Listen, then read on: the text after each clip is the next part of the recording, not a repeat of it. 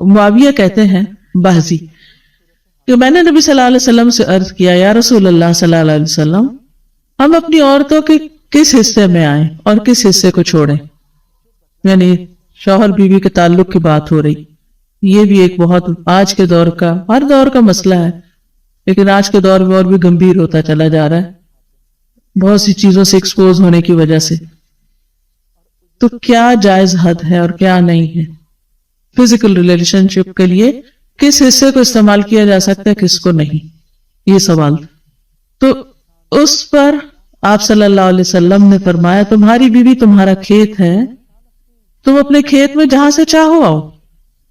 جہاں سے چاہو آؤ کا مطلب کیا ہے کہ جہاں سے کلٹیویشن ہو سکتی، یعنی کہ کھیت کے تعلق سے کیا بتایا نساؤکم حرث لکم فأتوا حرثکم انا شئتم. انا شئتم کا مطلب انا جو ہے ظرف زمان و مکان دونوں کے لیے آتا ہے کہ جانے کا کوئی خاص وقت مقرر نہیں کہ یہ دن ہے یا رات ہے، ایسی کوئی پابندی شریعت نے نہیں رکھی.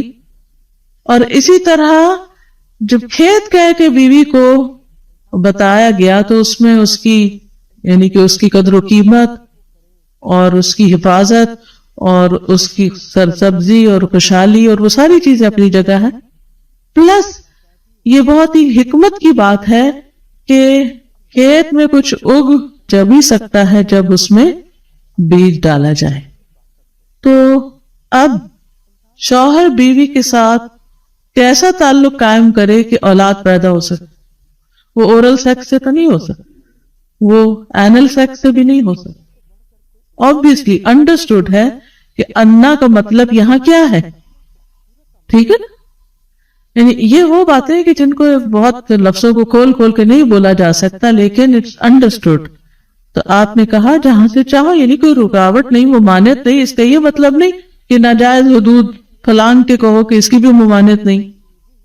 البتہ جب تم کھاؤ تو اسے کھلاؤ، یعنی کہ شوہر خود آؤٹنگ ڈائننگ کے لیے چلا جائے اور بیوی کو کہے کہ بس گھر میں ہی پکا لو اپنے لیے اور کھا لو، خود صرف دوستوں کے ساتھ رہے.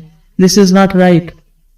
بیوی کو بھی لے کے جائے اور ساس بھی بہو کو جانے دے.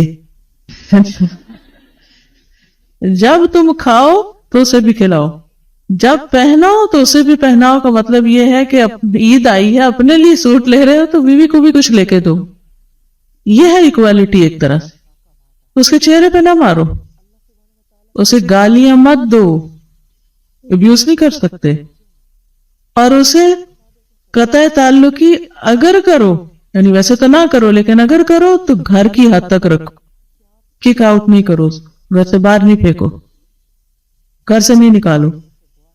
کیونکہ بعض شوہر کہتے ہیں نا فون پہ کہہ دیتے ہیں گھر چلی جاؤ ماں باپ کے، میں تب گھر میں داخل ہوں گا، آؤں گا ہی نہیں. یہ غلط ہے، ایسے نہیں کرنا چاہیے. اور یہ کیسے مناسب، یہ کیسے ہو سکتا ہے کہ تم اس کے ساتھ یہ سلوک کرو جبکہ تم ایک دوسرے کے پاس حلال طریقے سے آتے ہو؟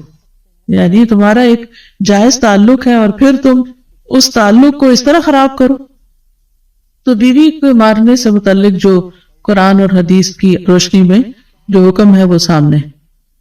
پھر اسی طرح غلام کو مارنے کی ممانعت، نوکر کو، غلام کو، اس کو بھی نہیں مارنا چاہیے. ابو مسعود بدری سے روایت ہے کہ میں اپنے غلام کو کوڑے کے ساتھ مار رہا تھا کہ میں نے اپنے پیچھے سے آواز سنی، اے ابو مسعود جان لو. اور میں غصے کی وجہ سے آواز سمجھ نہ سکا، یعنی ایسے مار رہا تھا کہ مجھے نہیں سمجھ آئی کہ کس نے پکارا مجھے. جب وہ میرے قریب ہوئے تو وہ رسول اللہ صلی اللہ علیہ وسلم تھے اور آپ فرما رہے تھے جان لو ابو مسعود، جان لو ابو مسعود. کہتے ہیں میں نے اپنے ہاتھ سے کوڑا پھینک دیا تو آپ نے فرمایا جان لو ابو مسعود، یعنی آپ بار بار فرما رہے تھے اللہ تم پر زیادہ قدرت رکھتا ہے تمہاری اس غلام پر قدرت سے، یعنی جتنا تم اس غلام پہ قدرت رکھتے ہو اللہ اس سے زیادہ تم پہ قدرت رکھتا ہے، یعنی تمہیں مارے گا. کہتے ہیں کہ میں نے عرض کیا اے اللہ کے رسول صلی اللہ علیہ وسلم میں اس کے بعد کبھی غلام کو نہیں ماروں گا. اور بعض روایت میں آتا ہے کہ انہوں نے آزاد کر دیا. ابو عمر زازان سے روایت ہے، کہتے ہیں کہ ہم لوگ ابن عمر کے پاس تھے، انہوں نے اپنے غلام کو بلایا جسے انہوں نے مارا تھا. انہوں نے اس کی پیٹھ کھول کر دیکھی، کہا کیا تمہیں تکلیف ہو رہی ہے؟ اس نے کہا نہیں. اس کے بعد ابن عمر نے غلام کو آزاد کر دیا اور ایک تنکا زمین سے اٹھایا اور کہا کہ مجھے اس کا اتنا بھی اجر نہیں ملے گا جتنا اس تنکے کا وزن ہے. میں نے کہا ابو عبد الرحمن آپ ایسے کیوں کہہ رہے ہیں؟ انہوں نے کہا کہ میں نے رسول اللہ صلی اللہ علیہ وسلم کو فرماتے ہوئے سنا جو شخص اپنے غلام کو بے قصور یعنی حد شرعی کے علاوہ مارے یا اس کے چہرے پہ تمانچہ مارے تو اس کا کفارہ ہی کہ اسے آزاد کر دی. کفارہ ہے، اس آزادی کا ثواب کوئی نہیں تنگ کے برابر بھی. یعنی بعض کا تم کہتے ہیں بڑی نیکی کی لیکن اس میں تو چھوٹ بھی جائے تو وہ بھی بہت بڑی بات.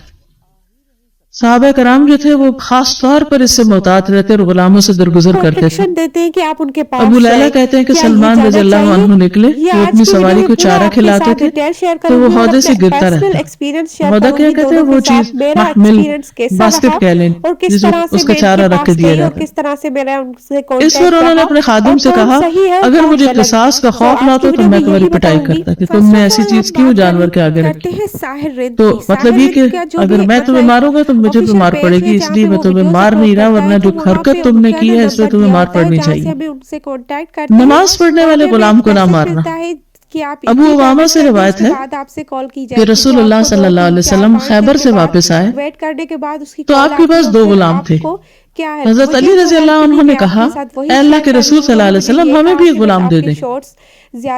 آپ نے فرمایا جو چاہتے ہو لے لو. انہوں نے کہا آپ میرے لیے پسند کریں.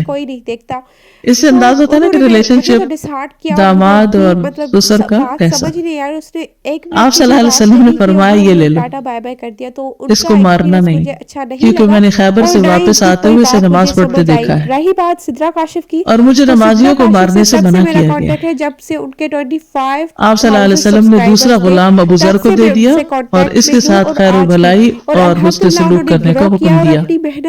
پھر ایک دن پوچھا ابو ذر میں نے جو تمہیں غلام دیا تھا اس کا کیا حال ہے؟ انہوں نے کہا آپ نے مجھے اس کے ساتھ خیر و بھلائی کرنے کا حکم دیا تھا تو میں نے اسے آزاد کر دیا. تو کوئی ایسی میں وہ خیر و بھلائی کر نہیں سکوں گا تو بہتر ہے کہ میں گرو کر جائے.